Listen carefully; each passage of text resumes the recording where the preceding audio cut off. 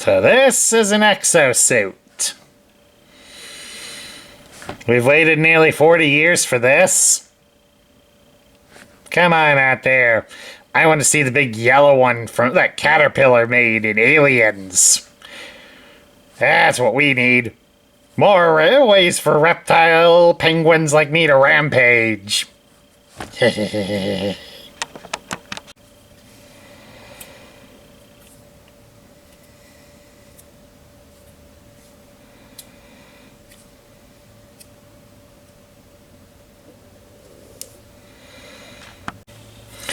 Hello everybody, Sparkster1701 here, and we're kicking off our studio month by looking at a Studio 86 figure.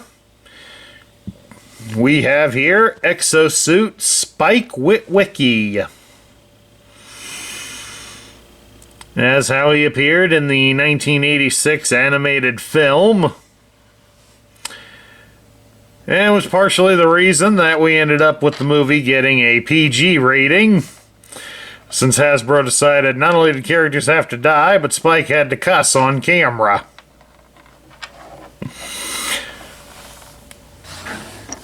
And again, this is another one where I kind of go, did anybody really ask for Hasbro to make Spike?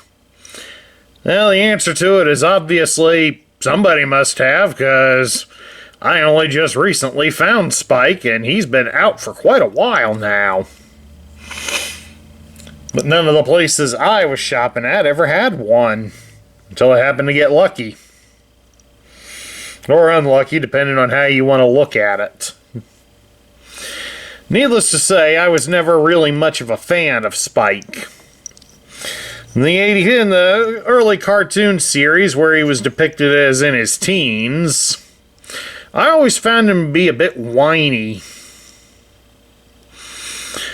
And of course, in the animated film, since it took place 20 years after the cartoon, we now had him as an adult with an even whinier son. Because we spent a fair amount of the movie having to put up with Daniel. And unfortunately, since they decided to release Daniel with Slug, but give him a non-transformable suit, I guess they figured we needed one that did. Especially since they really didn't give a lot of detail on the face, you could easily probably set this up and claim it's Daniel. Who's gonna notice? Then again, who's gonna care?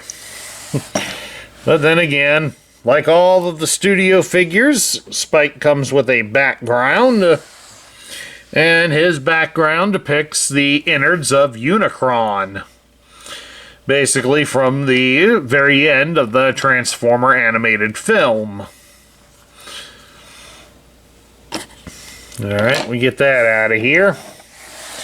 Now, believe it or not, Spike does come with some accessories. He has a couple of energy blasts here.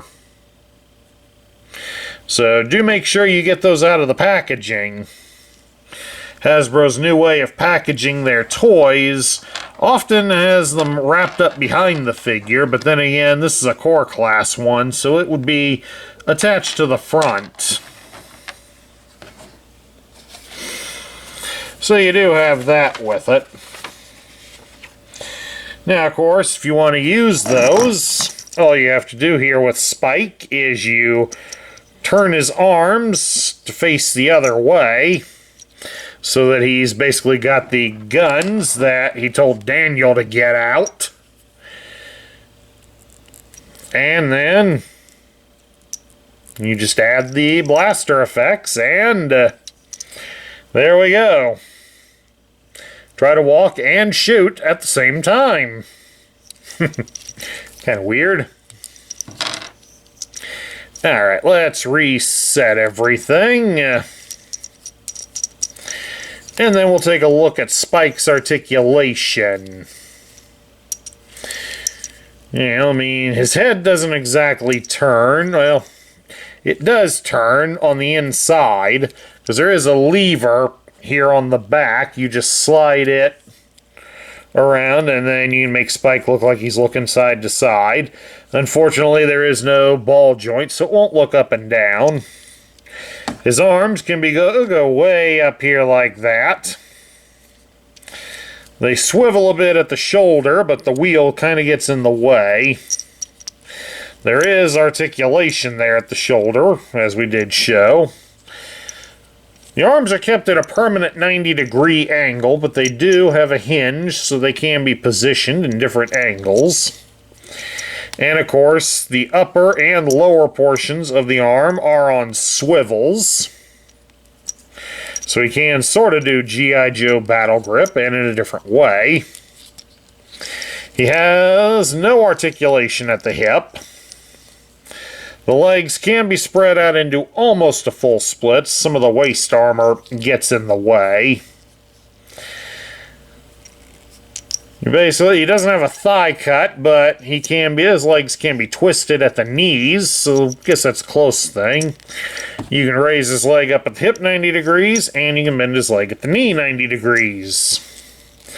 So, at least for articulation-wise, Spike does beat his son 8 ways from Sunday.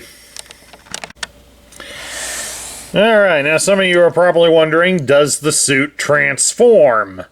Since on the planet of junk, Daniel was able to get his suit to transform. And the answer, of course, is yes. It does transform. To do so, we start by taking the dome on his head and we rotate it. So that way the white pieces at the side are at the top and bottom. Then you'll raise his arms up at the shoulders, like so. Then you'll rotate it around so that you can bring the wheels that are at the back to his chest. Like that.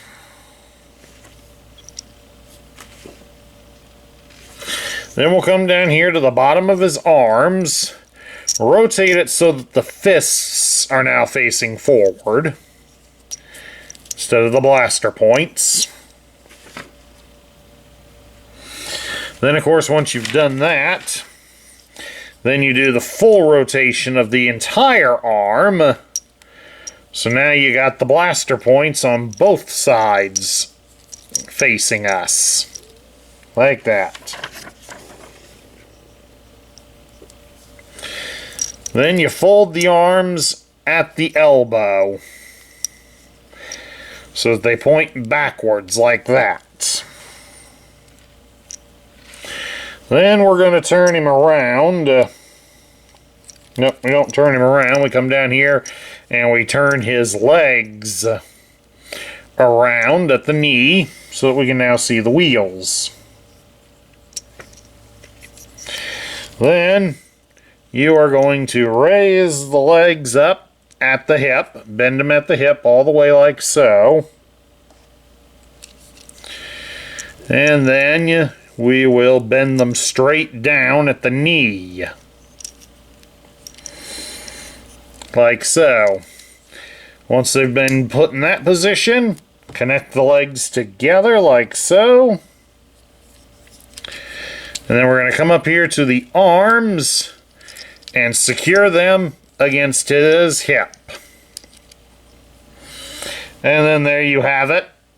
The little go-kart that the suit transforms into. Really not much to get excited about. But of course, you can then add the blaster effects so that you can claim that Spike's either shooting from the back or using an afterburner to boost himself along. Or whatever your imagination desires. Now we get to my thoughts on it. I can understand why a lot of people would have wanted this figure. In the Generation 1 toy line era, there was, contrary to popular belief, there was an official Spike Witwicky figure made. Spike served as the headmaster piece to Cerebros, who in turn was the headmasterpiece to Fortress Maximus. So, if you wanted to get Spike in your toy collection, you had to get Fortress Maximus. And since he was the largest of the Generation 1 toys, well, unless your parents had really deep pockets and spoiled you rotten, you basically had to wait until Christmas or your birthday or whatever and pray that that was one of your toys. Of course, given the price tag that he was, he probably would have been the only toy you got. So naturally, it's apparent that people would have forgotten that Spike did have a G1 toy. Now, of course, there have also been a few fan-produced toys over the years that gave us other versions of Spike. As I know I had seen one that was sold that had him in his regular outfit that he wore all the time in the cartoon, prior to the animated film and the third and final season. So I can see why people wanted to grab this one up, since a core class figure was definitely a lot cheaper than trying to seek out Fortress Maximus. But of course, in Fortress Maximus, Spike is wearing a different type of suit, so it was hard for you to tell that it really was him. In fact, if you didn't read the tech specs, you probably didn't realize that it was Spike. But if you're a person like me that really wasn't a fan of Spike, you're not really going to get a whole lot out of this toy. I mean, it is great that we did get a transforming Exo-Suit, so I really won't knock that. It does transform pretty well, and it is very basic. So it will fit in with your collections rather easily. The trick is being able to find him. He's been very rare and continues to be a hard one to find. And that's my review of the Exo-Suit Spike Witwicky figure from the Studio 86 line. I hope you all enjoyed it. And remember, if you do like the content that we feature here on this channel, please do remember to like, share, comment, and subscribe. This is Sparkster1701 saying I will catch you all later.